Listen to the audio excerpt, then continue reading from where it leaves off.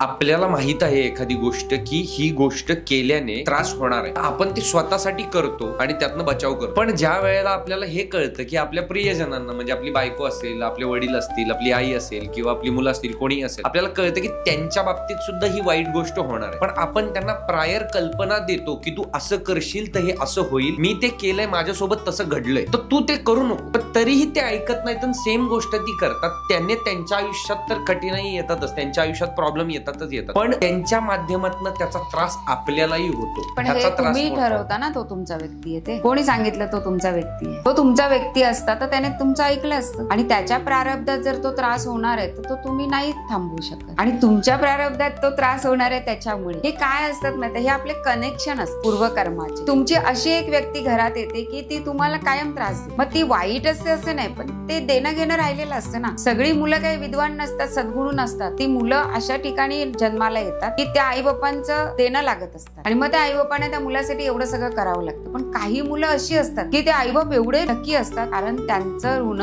फेडायसाठी ते त्यांच्या पोटी जन्माला आलेले असतात. त्यामुळे हे जे तुम्ही पोट तिडकीने सांगता ना की बाबा तू असं करू नको, तू असं कर, पण ते सांगण्यामध्ये तुमच्याकडे पण तेवढी पॉवर आली पाहिजे. मग तुम्ही भगवंताचं नामस्मरण करताय का? म्हणजे भगवंताचं नामस्मरण केले की सगळे साधू संत होतात असं नाही, पण निदान आपण प्रोटेक्ट होतो, आपण आपल्या व्यक्तीला प्रोटेक्ट करू शकतो. पण आता तुम्ही जे सांगताय की तू त्याच्यामध्ये तुमचे आई वडील असू शकतात, तुमचे आजी आजोबा असू शकते, तुमची पत्नी असू शकते, तुमचा भाऊ असू शकते, की बाबा रे असं करू नको, पण तो ते कर, कारण तो करायला चाललाय, त्याचं प्रारब्धच ते. त्यामुळे आपण त्रास करून घ्यायचा की नाही हे आपण ठरवायचं. तुम्ही नाही करून घ्यायचा त्रास, ते त्याचं कर्म आहे तर तो भोगेल. माझं कर्म मी भोगलंय, मला कळलंय, मी सांगण्याचा प्रयत्न केलाय, तो नाही ऐकत आहे, ते त्याचं प्रारब्ध, त्याला तेवढा त्रास घ्यायचा, आपण त्रास करून नाही घ्यायचा.